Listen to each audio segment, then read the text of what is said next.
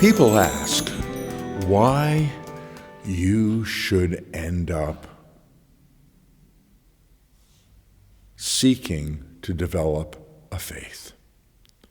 A lot of people say that we don't need to be religious. A lot of people say that you don't need to have firm opinions on God or on philosophical issues which deal with morality and which deal with the things that faith also deals with. And I know that people have tried with philosophy to come up with all the answers and all the opinions that are necessary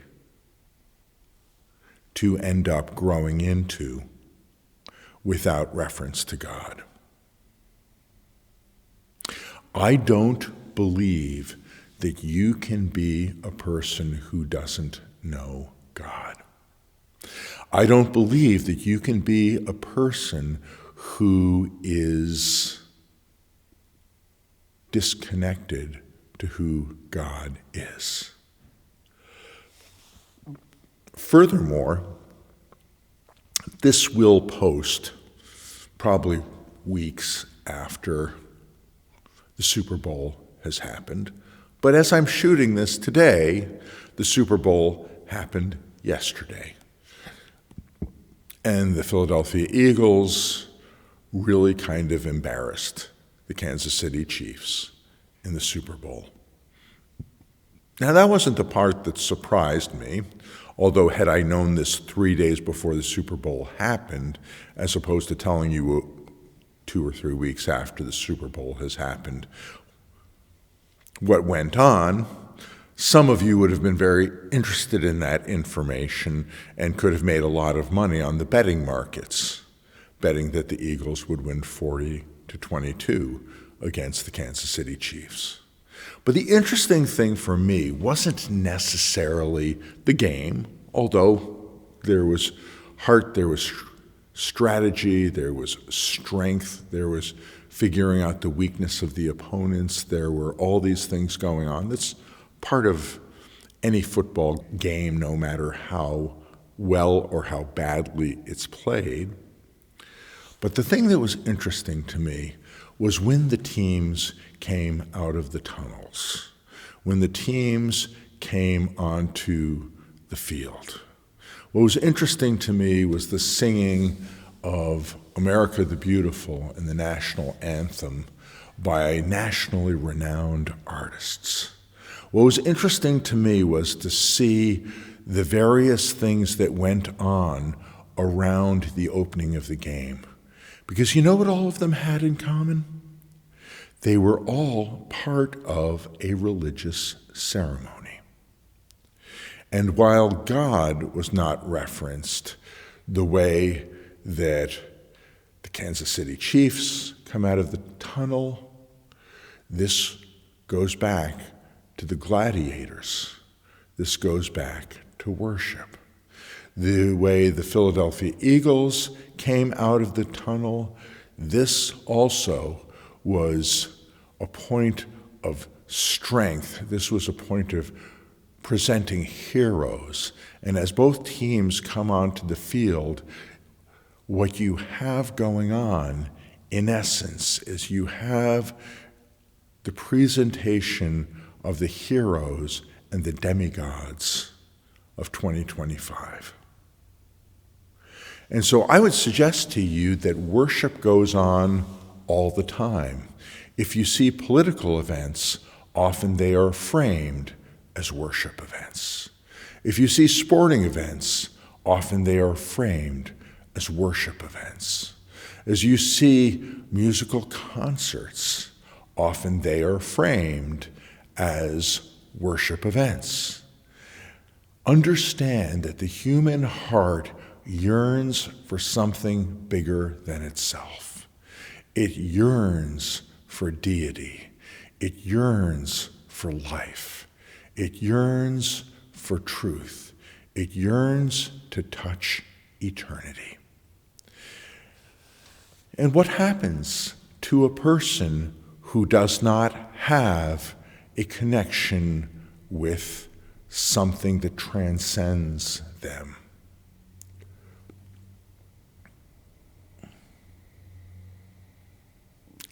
You have loneliness. And indeed, in the very beginning of Genesis, God looks at Adam, who he is created, and makes the diagnosis about Adam: it is not good for man to be alone.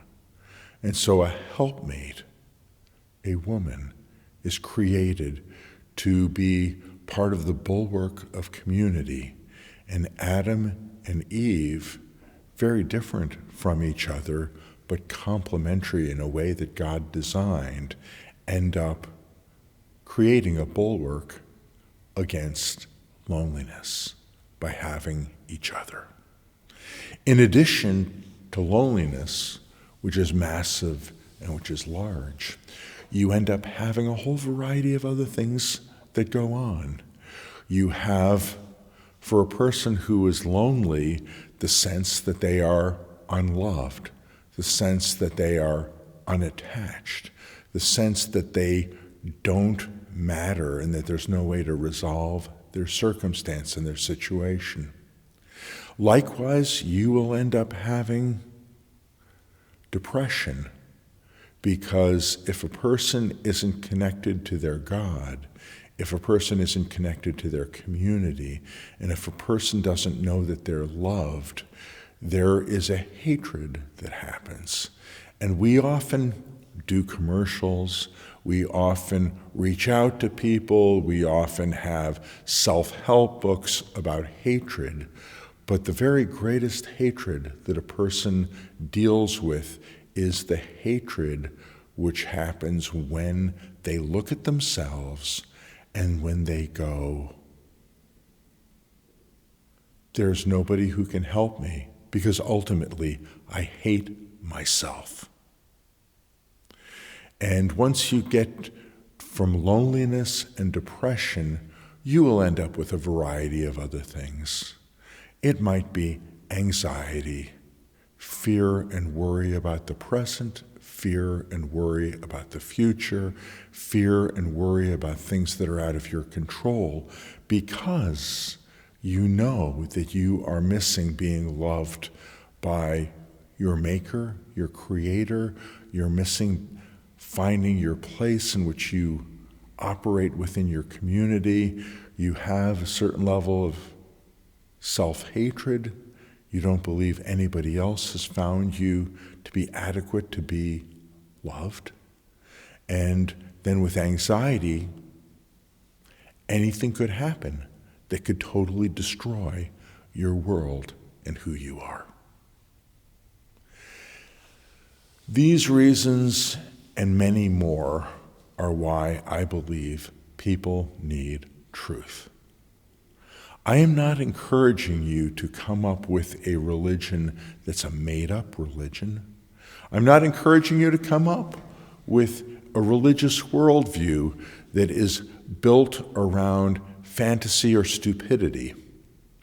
I am encouraging you that you need truth.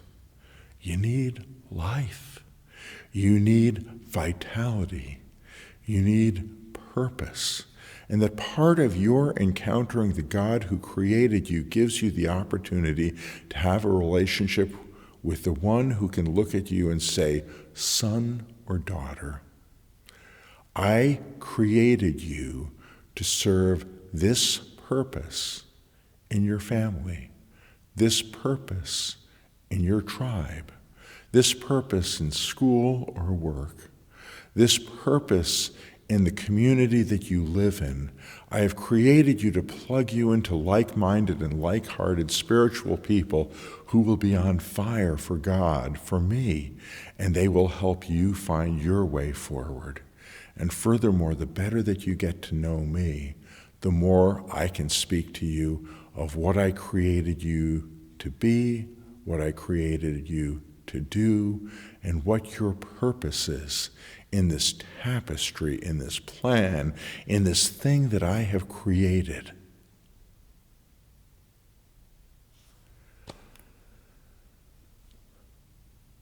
Finding a religious worldview isn't merely finding specific precepts or specific truths.